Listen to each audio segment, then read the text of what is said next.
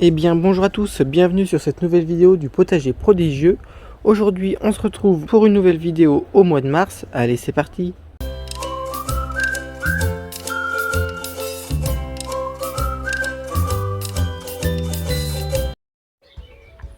Donc on débute la vidéo avec nos lignes de radis et de laitue à couper.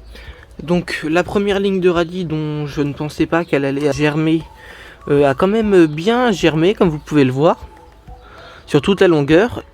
Ici j'avais semé de la laitue à couper qui ne sortait pas au bout de 10 jours, donc je trouvais ça quand même assez bizarre. Pourtant les températures étaient quand même assez hautes, mais après ça a rebaissé. Et donc je me suis permis de refaire un semis de radis que vous avez pu voir dans l'une des dernières vidéos.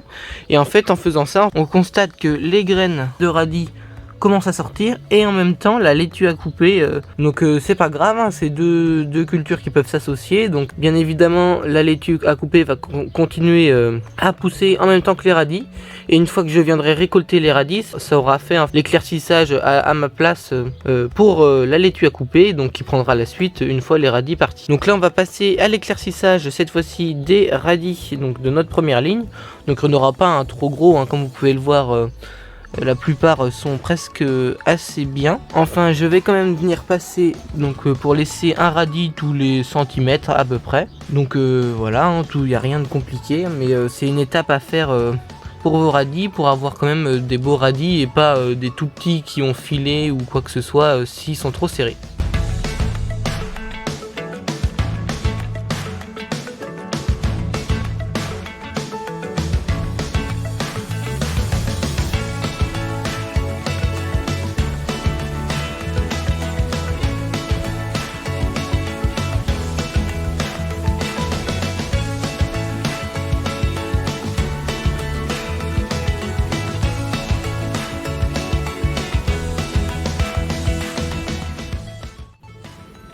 On continue la vidéo avec nos pommes de terre. Donc comme je l'avais dit à la fin de la dernière vidéo, les températures commençaient à baisser. On a quand même une température de -2, -3 tous les matins, voire même -4 l'un des matins. Donc j'avais un peu peur pour mes pommes de terre. Donc comme vous pouvez voir, j'ai carrément créé une espèce de tente avec du voile de forçage pour protéger tout ça. J'ai même mis une couverture sur là où l'entrée d'air est la plus importante pour vraiment briser le vent au maximum. Donc voilà les pommes de terre. Donc comme vous pouvez le voir, tous les rangs qui sont dans le milieu, il n'y a rien eu. Il y a juste à certains plants, comme celui-ci par exemple, où vous pouvez voir que donc ces deux têtes-ci, bon, vous voyez, elles ont gelé, donc ça va être un peu fini pour elles. Mais comme vous pouvez le voir, hein, il reste encore plein d'autres têtes qui sont super belles, même en dessous vous pouvez voir des nouvelles petites têtes qui commencent à pousser.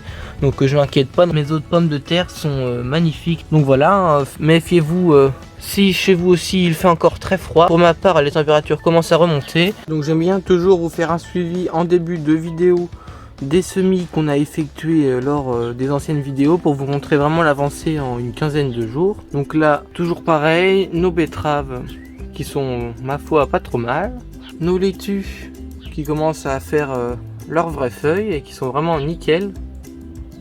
Les laitues en serre commencent à plutôt bien se développer. Donc elles ont eu un peu froid lors de la vague de froid, mais enfin elles sont bien reparties. Au niveau de ma plate-bande, donc en extérieur où j'avais planté des salades, on peut voir qu'elle se porte très bien. Franchement, je suis très content de ma petite installation que j'ai faite avec ces plaques de plexiglas. Franchement, ça marche vraiment bien et elles sont bien protégées. Au niveau des radis qu'on avait refait, c'est un peu le fouillis, mais enfin on a quand même des radis. Il y a mes lignes qui commencent à sortir, et le premier semis raté de radis, il y a aussi quelques graines qui sortent avec, donc ça fait pas de belles lignes, mais enfin on est là aussi pour l'esthétique, mais le but c'est quand même d'avoir des radis. Et pareil, je suis aussi très content de ma petite installation en tipi pour mes oignons, qui permet à l'humidité de n'être pas trop présent sur les bulbilles et de les faire pourrir. Et ça peut aussi les protéger contre pas mal de petits insectes qui pourraient venir pondre des œufs à l'intérieur des bulbes. Donc on continue la vidéo avec le rempotage de nos tomates et poivrons, donc qui iront en serre. Donc comme vous pouvez le voir, le semis s'est très bien passé, on a un superbe résultat. Donc les plantes un peu filées, mais c'est pas gênant étant donné qu'on va venir rempoter jusqu'aux 2 premiers cotylédons. Je vais vous expliquer ça juste après. Sur toutes les variétés, il y a juste ma variété Emerald Apple qui n'a pas donné de résultat. Donc comme j'avais fait des graines les autres années, j'ai plutôt les utilisées que celles que j'avais achetées. Donc c'est toujours bien de faire ses propres graines dans ces cas-là, ça peut toujours servir. Du côté des poivrons aussi, on a un très bon résultat. Donc j'avais pas montré totalement l'installation, mais donc j'étais sur ma mini serre chauffante et le soir vers 18 h, quand le soleil commençait à se coucher ou à faire assez sombre, je venais allumer temporairement deux petites lampes LED qui viennent vraiment faire un peu sorte de veilleuse jusqu'à 20 h. Donc voilà. Donc là je vais venir rempoter. Donc pour les poivrons, ça sera en godets, ceux que vous pouvez connaître, c'est les godets de fraisier, ces petits godets-ci.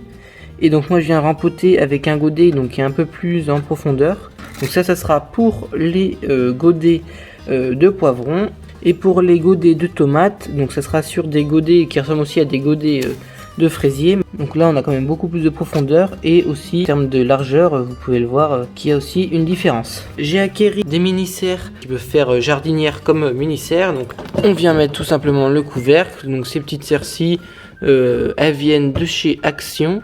Il y a 2 ans, il y avait eu aussi un autre type de serre que vous avez peut-être pu voir chez d'autres jardiniers, et donc qui est un peu plus rectangulaire. Là on peut mettre en gros 10 godets.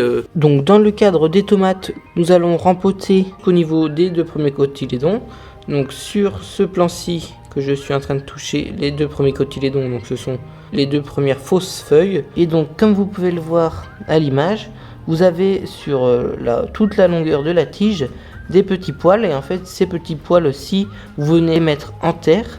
À chaque fois que vous rempotez vos tomates, n'hésitez pas à aller le plus proche possible des feuilles, et qui aura un système racinaire encore plus développé. Donc comme vous pouvez le voir, je suis en intérieur étant donné que c'est la tempête dehors. Donc nous allons faire le premier rempotage de mes tomates pour que vous compreniez plus simplement. Donc je viens prendre ma première variété. Une fois que mon godet est rempli, je viens faire un trou jusqu'au fond, déposer délicatement ma motte et appuyer. La motte, une fois qu'elle est bien posée au fond de notre godet, vous pouvez voir que notre tige a été enfoncée au maximum, et donc on vient tout simplement compléter avec du terreau. Et donc voilà le résultat. On se retrouve avec notre plant de tomates qui a été rempoté au maximum. Vous pouvez voir la différence entre un plant rempoté et un plant non rempoté. Et donc je viens faire de même pour toutes les variétés. Et donc voilà le résultat. Donc pour les variétés de tomates, je me suis amusé à créer des QR codes qui correspondent à chaque variété, ce qui me permettra de bien m'y retrouver. Donc je viens de faire hors caméra un semis de tomates cerises et grosses tomates donc, qui iront en extérieur. On continue la vidéo avec notre premier semis de carottes de l'année. Donc là je suis dans la serre au niveau de la plate-bande où j'avais planté mes salades. Donc je vais venir nettoyer pour commencer la surface.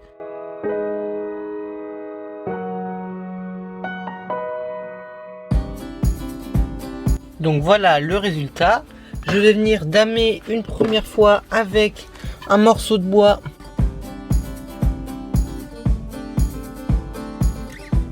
Je viens ensuite recouvrir d'une toute petite pellicule de terreau, comme ceci. Il ne reste plus qu'à semer de la carotte nantaise, donc à la volée. Donc le terreau qui est assez foncé permet de voir un minimum les graines. Donc voilà le résultat. Il ne nous reste plus qu'à recouvrir avec une petite pellicule de terreau.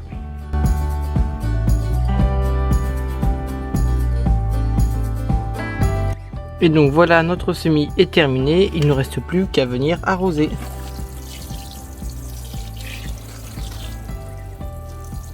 Donc on continue la vidéo avec un semis de betterave et de laitue.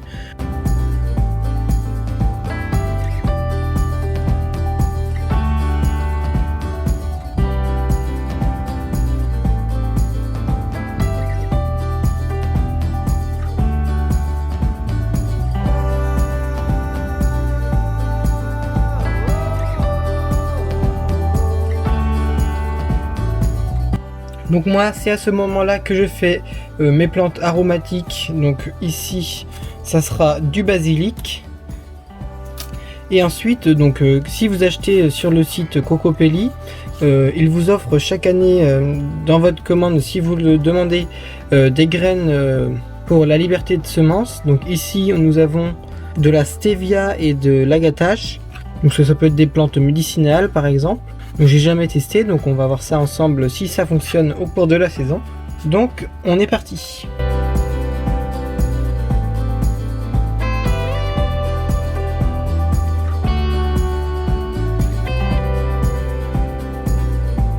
Donc là, je me situe au niveau de la serre du côté de la plate-bande de gauche. Donc j'avais gardé quelques oignons en rab si jamais certains se faisaient manger. Mais donc j'ai eu aucun problème. Donc j'ai décidé d'en mettre sur une ligne jusqu'au niveau des radis. Donc je fais ça et je vous reprends. Donc voilà, donc j'ai décidé de faire 2 lignes étant donné qu'il m'en restait encore quelques-uns. Donc en quinconce. Donc là j'ai mis pas mal d'eau étant donné que c'était très sec, hein, on était vraiment sur quelque chose de comme ça. Maintenant je vais arrêter d'arroser pour pas faire pourrir les bulbilles, mais donc voilà pour les oignons. Donc là je vous reprends en voix off car j'ai eu un problème avec mon semis de petits pois. Donc en regardant de plus près mes graines, je voyais bien qu'elles n'allaient pas germer. Et c'est en ouvrant celle-ci que je me suis rendu compte que je me faisais attaquer mon semis par des petites larves. Donc voilà ceux qui mangent mes petits pois. Donc cette espèce de larve. Donc j'ai fait des recherches sur internet que je vous affiche à l'écran. Donc c'est ça qui me grignote toute ma ligne. Et donc c'est ce qui m'est aussi arrivé l'année dernière, étant donné que je retrouvais même plus ce que j'avais semé. Donc bien évidemment peut-être que certains oiseaux sont venus en manger quelques-uns. Mais enfin c'est vraiment ça qui fait le plus de dégâts. Donc j'ai décidé de ne pas abandonner et de refaire un semis, étant donné qu'on est déjà fin mars. Je les ai mis à tremper, donc c'est la première fois que je teste. Donc ça va permettre, là les graines, ça fait déjà une douzaine d'heures qu'elles sont dans l'eau, donc elles sont complètement regonflées. Et donc ça permettra de gagner quelques jours via cette méthode. Donc là je suis venu passer la grelinette et le croc sur toute la longueur, donc comme j'avais fait au mois de février. Je vais recommencer le semis et je vais rajouter un tunnel par-dessus que j'ai bloqué aux 2 extrémités pour éviter que tout nuisible puisse rentrer.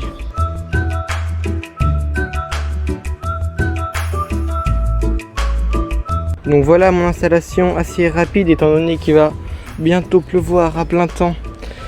Donc comme vous pouvez voir, j'ai installé un tunnel que j'ai fait le plus hermétique possible au niveau des côtés.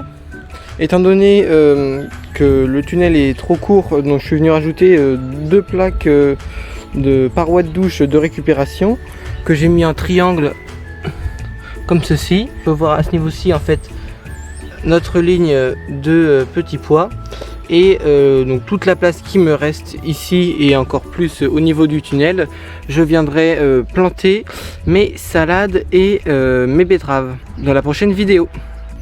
Merci d'avoir regardé la vidéo jusqu'au bout. Si vous l'avez aimé, n'hésitez pas à liker, partager, vous abonner. Et moi je vous dis à très bientôt. Au revoir.